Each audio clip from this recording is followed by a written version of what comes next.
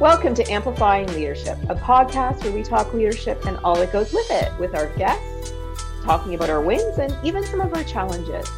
My name is Tara Lehman, and I am a partner, coach, and consultant at Twin Life Coaching and Business Services, of which Amplifying Leadership is a division. We aim to support leaders through this podcast, coaching, community, and more. To learn more about Amplifying Leadership and all of our services, please visit amplifyingleadership.ca. Today, I am welcoming Ana Cavagnoli, business owner and transformational leadership trainer. Welcome to the show. Hello, Tara. Thanks so much for having me here. Yes, I'm glad to have you here and talk about this topic of transformational leadership. But before we do that, let's get to know a little bit about you and your leadership story. Sure. So originally I am from Brazil, so that's why I have this special accent. It's very lovely. Yes, and I have been living in the United States for the past 10 years, okay? And I came to US because of my previous company that I used to work, and to implement a new factory. I was head of quality in that time. And I started my leadership career. I would like to say that's something that I would like to tell to everybody. People think that leader is about having a title. Oh, yeah. And, I used to say that leadership is not only about a title, but it's how you put yourself in a table, how you walk, how you inspire people, because there are several types of leadership. So leadership as a title, I started to have when I was 25, 26 years old as a supervisor in logistics, program manager, and after that keep growing. But my leadership style, I always had this spirit of inspirational leadership since when I started working in corporate world, you know. And after that, I started to see that my true passion was really transformational leadership. That is this inspirational approach. And I was for a long time as well, what I call cross-functional leader. Something, by the way, Tara, that not so many people talk about. And how this is so important in organizations is investing in cross-functional leaders. Because in the end, with that, all the kind of changes can happen in organizations. So I was always a cross-functional leader, and for more than 10 years, really leading people as well. You know, I have to come back to what you said about it's not about a title, because it really isn't. You can have somebody who is in your team that doesn't have a title, but is leading that team in some way or another. And it's about building those skills in them. And, everybody can lead in some way. So I love that you mentioned it doesn't have to be a title, because it absolutely does not have to be a title.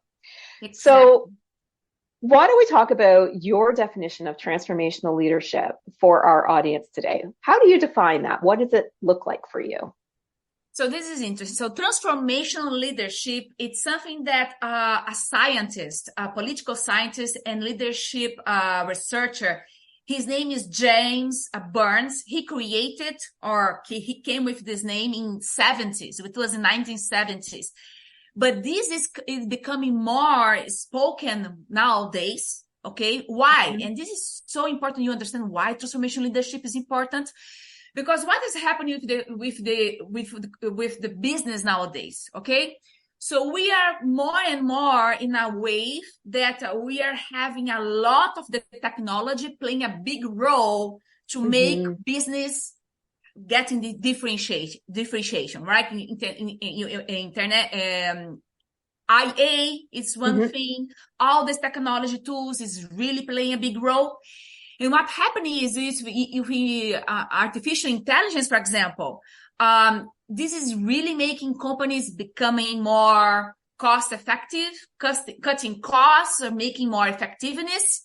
But now we are coming in a wave that we need to make sure that we are binding those elements of technology with the humanity, how humans can drive change. So bear with me. So what's happening now is, if the company want to get some difference, they really need to have innovation in the core of everything they do.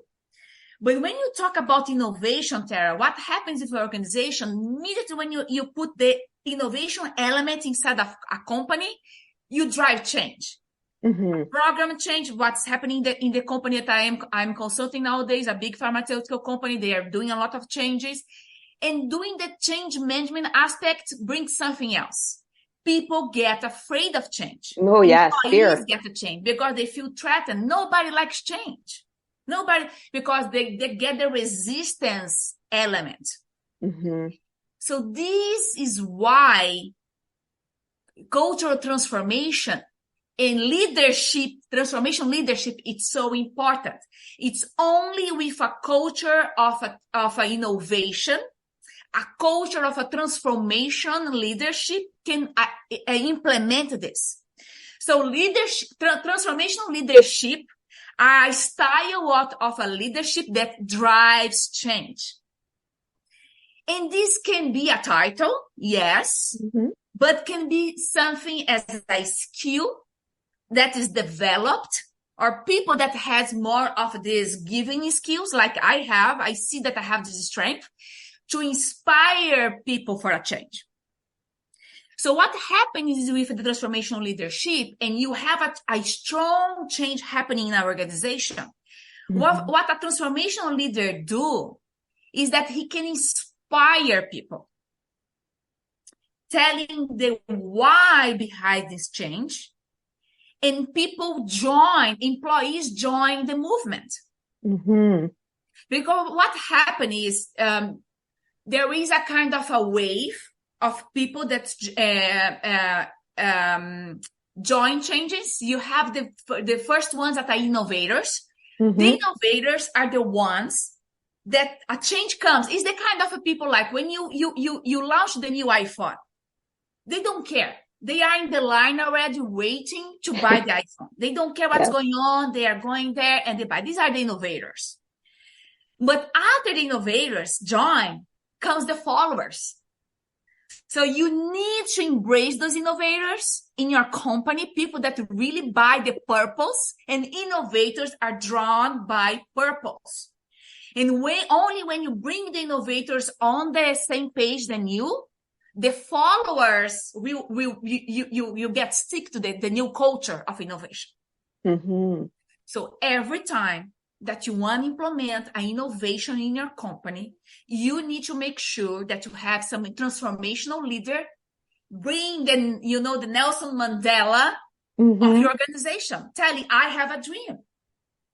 Yes. It's interesting you talk about that wave, because it's something that I've also taught in change management, is that wave of you have those innovators and they can be quite small group, but you need them to drive the change. They change right? the world.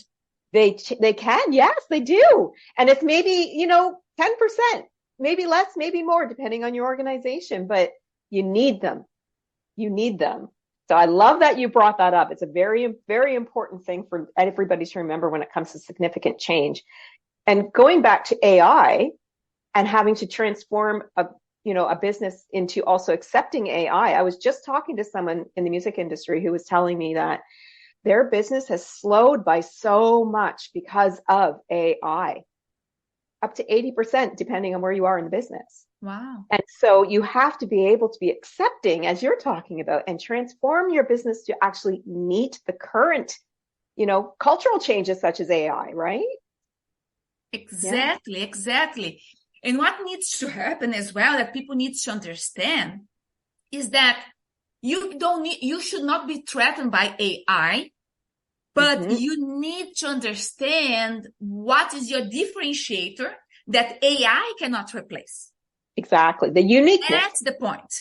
Because what happened is AI in our corporations now is really making things more efficient.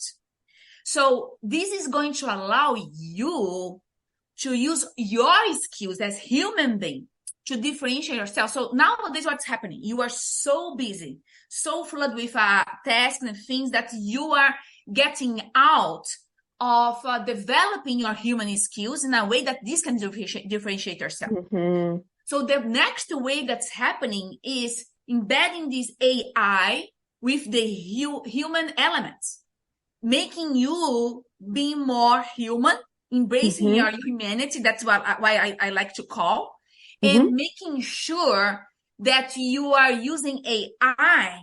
And I'm reading a book, by the way, that I can even talk about, is this book here that's amazing, like Empathy in Action. Okay, yeah. From Tony Bates, that it really talks about that in the end, you need to embed empathy in the technology, correct? And when he talks about empathy here, he's not talking about empathy in a way of a kumbaya event. It's not about that. It's about, okay, AI is going to give you tons of inputs about your customers, tons of inputs. What you are going to do with it for you to differentiate about yourself.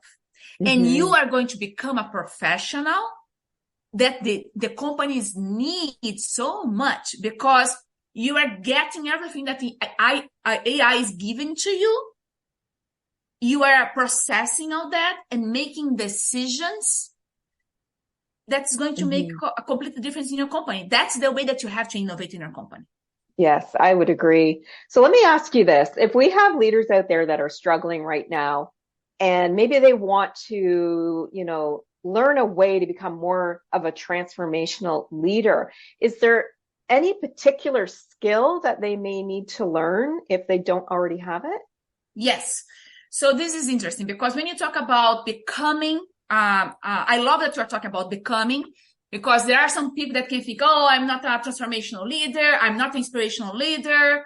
I am this type of leader. So stop there, because according with a book named Outliers, you can develop any kind of skills you want to develop.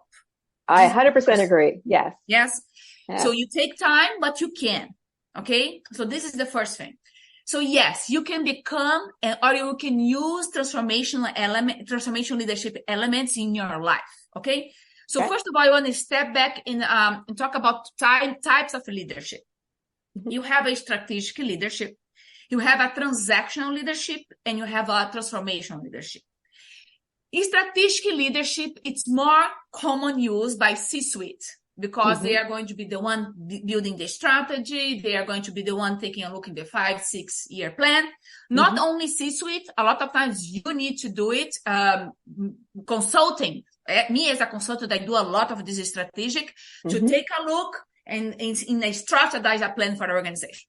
This is totally okay. Strategic. What's the gap that you have with a strategic leadership? The gap is that those type of a leadership, it's far away from people. They are not in the day-to-day thing. So sometimes they can develop a kind of a strategy that it's not so empathetic. And if you are just in that realm of strategic, what's going to happen? The idea will be amazing, but when you are going to implement, it's not going to stick. Because of what we are talking now, resistance, change management, stuff. Yes. That's it. And with that, and this is the gap that's happening nowadays. Strategic leaders come with amazing ideas. They give that for the transactional leaders. But now, bear with me. What happens with transactional leaders? Transactional leaders are extremely important because they are the one doing the drum beats. But the transactional leaders, they take care of a short-term goals. Are you going to keep with the budget? Are you going to keep with deadlines? Are you doing those tasks? It's important. But tactical leaders, they don't drive change. They drive initiatives. Do you see the gaps what's happening there? Yes, nowadays? Absolutely. Yeah. They have the strategic leaders implementing, launching ideas and telling what is important to do in the next 3 to 5 years. They gave this for the transactional leaders. The transactional leaders just say, you do that, you did that. And I'm not saying that this is wrong. This is important. But these don't drive change. These don't drive passion. And this is, by the way, is the core of my business. I call igniting passion drives results. Love it. So the transformational leader, that can be somebody else, or can be you teaching the transactional leaders to become transformational leaders, are the ones that are going to bring this connection, telling, look, we have this 3 to 5 years plan that's happening in our organization now. But look, don't worry. This is not bad. This is the vision of what's happening in our organization. This is, by the way, amazing. And this is why this is happening. So now I will give you the 4 I's as a transactional leader should become a transformational leader. Okay? Okay. Because in the end, this is what you need. You need to make sure that you are taking your A players of transactional leadership and helping them to have the elements of a transformational leader. And this is what I love to teach and coach and mentor people. So the first one that you need to do is intellectual stimulation. Okay? So you need to make sure that all the transactional tasks that you are giving to your employee is not only do this and do that, and just giving them the what, telling why it's important what you're doing, showing the value of what they do. Because what happens a lot of times, and I was already an individual contributor, and I know that because a lot of individual contributors came to talk to me and said, oh, I see no value of what I'm doing. Yeah. Analysts. I'm talking about analysts. I'm talking about, people that are really doing the transactional work. They don't feel them as value. But now I tell you, take out all the analysts from our corporation. What happens? You are in a disaster because they are the ones providing data. So imagine if a transactional leader comes and show to those analysts from those people that are really in the beginning of career, showing the value of what they are doing. Showing, look, if you don't do what you're doing, all those strategic things that the C-suite are taking decisions would not happen. You are feeding the C-suite. Oh my gosh, my work is important. I need to do that. It's different. So you are providing them some, intellectual stimulation. And in top of that, challenging them. So look, I want to give you a challenge. Besides doing that, why you don't bring me something else that you never did? Surprise me. To see the talent, the hidden talents that these people have. Because the job of a leader is also to nurture it and bring out some hidden secrets that even you as an employee, you don't know that you have. So this is the first element. Okay. The second element is the individual consideration. And what this means is really making sure that you are bringing the spirit of ownership in your employee. And what makes me sometimes getting nuts is sometimes I was in meetings in my previous corporation with leaders, vice presidents, territory vice presidents, and they were complaining about their employees, telling, oh, this guy or this person, they don't have any ownership. That's what's happening. That's why we cannot improve results of sales. That's why we cannot improve the results in customer experience. They have zero ownership. And I was listening to that. And my next question was like, what you were doing to drive ownership. Because one thing is you're telling your employee doesn't have. But the second question is what you are doing to drive ownership. Are you making these things clear? Are you hiring folks that are correctly for that role? But in a nutshell, you as a transactional leader, you need to make sure that you are driving ownership. And this is so freaking important. Number one, not only for results for your corporation, but when you drive ownership and people say, look, this is mine from the beginning and the end, you are taking out the bullshit of excuses that the employee is going to give to you. Sorry, my language, but like, that's okay. I didn't do that because this is with Sandy. No, you own that from the beginning to the end. And if something is holding you, you go talk to Sandy. And if Sandy doesn't help you, come back and I help you. I will take the duty of a leader is take out the roadblock for employee when something happens. But our employee needs to have ownership. So he needs to make this clear. But when the employee understand that and takes ownership, you know what's the next thing that happens? He felt empowered. Oh, I own something. Yes. Empowerment comes with that. He feels empowered. And after that comes the next thing that is in diversity and inclusion. If things included, the inclusion element. Oh, he feels empowered. He feels included in something bigger than themselves. And this it makes what? Makes company be in motion. Yes. Okay. So now comes the next why.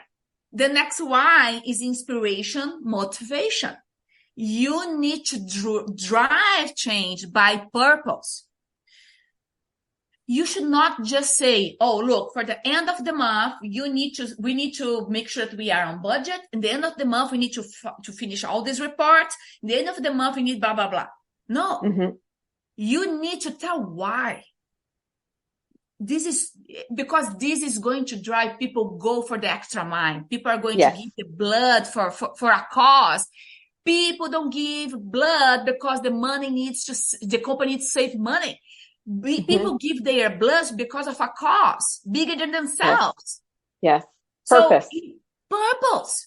Yeah. Purpose-driven people. People are driven by purpose. So when you say, look, guys, if we do this, we are going to really, whatever it is, and you need to understand what is the bigger purpose of your organization. I will give an example. I'm working in these pharmaceuticals now and working with IT. And they are doing amazing work with, implementing products, implementing new technologies. And we create visions for those products. And when I ask them, what's your vision? And they come with telling, look, we are going to make a supply chain more effective in supply chain. Yeah, that's good. This is a why. But what's the bigger why behind that? So say, yes, when supply chain become more effective, this means that the drugs, I'm just giving example. Of course. The drugs is going to arrive faster in the hospitals. And what happens when this happens?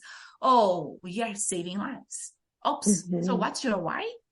Why you are waking up every day in the morning and getting out of the bed? It's because you are making an AI solution, or because of through your AI solution, you are allowing people to get a better quality of lives. Yeah. Do you understand the difference? Yes, there's a big difference there. I'm an advocate for understanding purpose of every employee, every C-suite. They need to know their why and their purpose. Yes. So imagine the difference. You showing your employee that they are not waking up every day to do a freaking AI solution. They are doing an AI solution because through that AI solution, they are saving lives.